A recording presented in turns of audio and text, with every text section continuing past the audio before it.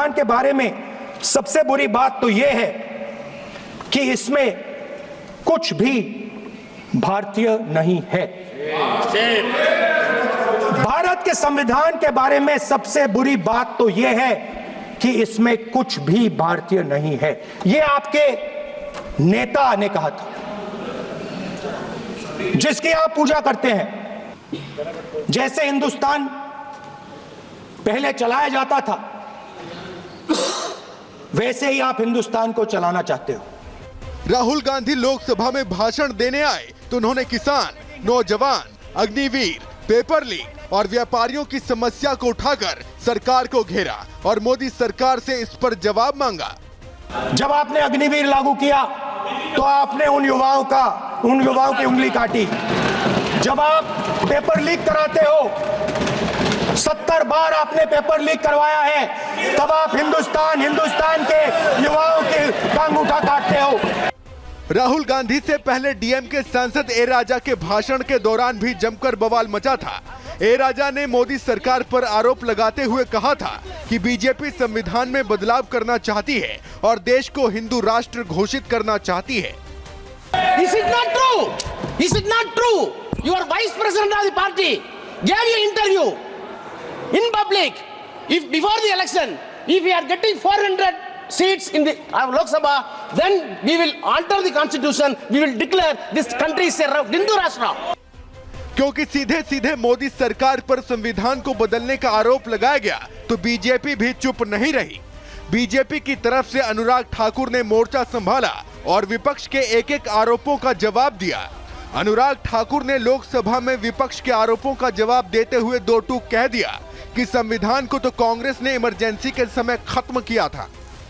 Sir, ये अंगूठा काटने की बात करते हैं, इनके राज में सिखों के गले काटे गए, सिखों के ऊपर कत्लेआम किया गया, सिखों के बाद दंगे सबसे ज्यादा हुए तो कांग्रेस के समय हुए। और आपको देश से माफी मांगनी है, अगर आज भी नहीं मांगेंगे तो संविधान जितना मर्जी जेब में डालिए। आप संविधान को जेब में लेकर घूमते सर, इन्होंने संविधान को तार-तार करने का काम किया है। लोकसभा में जमकर गहमा गहमी हुई। अब सबको प्रधानमंत्री नरेंद्र मोदी के भाषण का इंतजार है। देखना होगा कि पीएम मोदी विपक्ष के आरोपों को कैसे काउंटर करते हैं। Bureau report, Republic Bharat. विपक्ष के कई नेता संविधान की प्रति अपनी जेब में रखकर घूमते हैं। असल में उन्होंने बचपन से ही यही सीखा है। मुसलमानों को दूसरे दर्जे का नागरिक बनाने का प्रयास चल रहा है।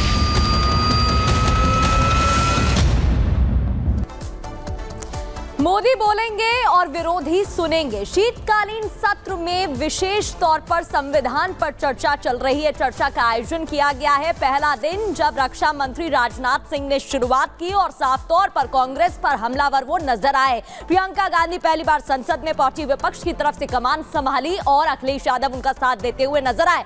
बहस चल रही है, लेकिन प्रधानमंत्री नरेंद्र मोदी जवाब देंगे। देखिए।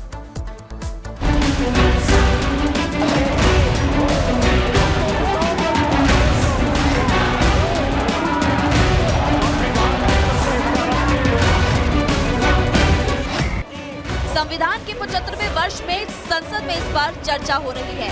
चर्चा आज शाम तक चलेगी, फिर प्रधानमंत्री मोदी सबका जवाब देंगे। लेकिन चर्चा के पहले दिन यानी कि शुक्रवार को लोकसभा में जो तस्वीर नजर आई वो विपक्ष के लिए किसी आईने से कम नहीं थी। उन्होंने बचपन से ही कल संविधान पर सदन में चर्चा की शुरुआत जोरदार हुई। सरकार ने कांग्रेस पर सीधा हमला बोला और रक्षा मंत्री राजनाथ सिंह ने इसकी पूरी पोल पट्टी खोल कर रख दी कि संविधान खतरे में है का कांग्रेसी नारा किस तरह से झूठ की बुनियाद पर टिका है। आज संविधान का आरोप लगाने वाली कांग्रेस पार्टी ने सुप्रीम कोर्ट के आदेश का सम्मान करने की जगह मई 1951 में ही संवैधानिक संशोधन करके नागरिकों के freedom of speech and expression को कुचल दिया था। देश में पहला आम चुनाव भी नहीं हुआ था। कांग्रेस के पास कोई जनादेश भी नहीं था। राजनाथ सिंह यही नहीं रुके। इस बार अटैक सीधा लोकसभा में नेता विपक्ष और कांग्रेस नेता राहुल गांधी पर था। राजनाथ सिंह ने कहा कि कुछ लोगों ने बचपन से ही संविधान को जेब में रखे देखा है, लेकिन बीजेपी संविधान को सर माथे पर लगाती है। अध्यक्ष महोदय, आज मैं देखता हूं कि विपक्ष के कई नेता संविधान की प्रति अपनी जेब में रखकर घूमते हैं।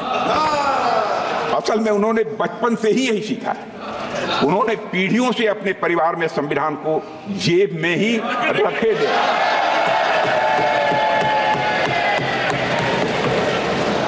लेकिन अध्यक्ष महोदय, भारतीय जनता पार्टी संविधान को सिर माथे पर लगाती है। सरकार राहुल गांधी पर हमलावर थी तो बचाव में प्रियंका ने मोर्चा संभाला। प्रियंका वाड्रा ने अपने भाषण के जरिए बता दिया कि उनका रुख सिलेक्टिव ही रहने वाला है। हालांकि कांग्रेस को अखिलेश का भी साथ मिला तो विरोधियों को आईना जेडीयू सांसद ललन सिंह ने दिखाया।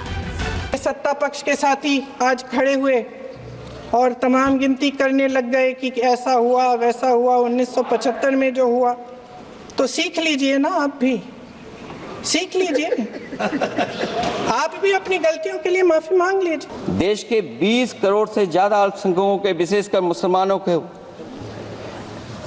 दूसरे दर्जे का नागरिक बना देने का प्रयास चल रहा है। उन पर हो रहे अत्याचार प्रतिदिन बढ़ते जा रहे हैं। उनकी संपत्ति को लूटा जा रहा है, हत्याएं की जा रही हैं, घर तोड़े जा रहे हैं, उनके पूजा स्थलों पर कब्जा प्रशासन की मदद से किए जा रहे हैं। संविधान से उनको कोई मतलब नहीं है। उनको कोई संविधान से लेना देना नहीं है। सोना का चम्मच लेके हम लोग पैदा हुए हैं इस देश में शासन करने के लिए। देश की जनता ने कहा कि आप विपक्ष में बैठने के लायक हो, वहीं बैठते रहो। और इसी बीच कई विपक्षी सांसद अपने अपने एजेंडे के तहत सरकार पर सवाल उठाते रहे। लोकसभा में सियासी पावर शो आज भी जारी रहेगा, जिसका जवाब अंत में प्रधानमंत्री मोदी देंगे। संविधान की दुहाई देने वालों को सच से सामना करवाएंगे। Bureau report, Republic Bharat.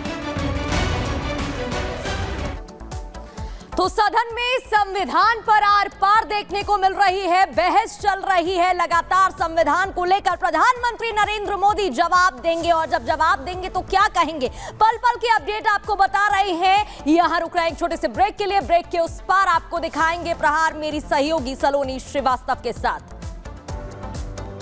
भल से सनातन के सबूत, मस्जिद से कुछ ही दूर पर मिले राम के दूत। बताएंगे पूरी खबर शाम 5 बजे प्रहार में मेरे साथ।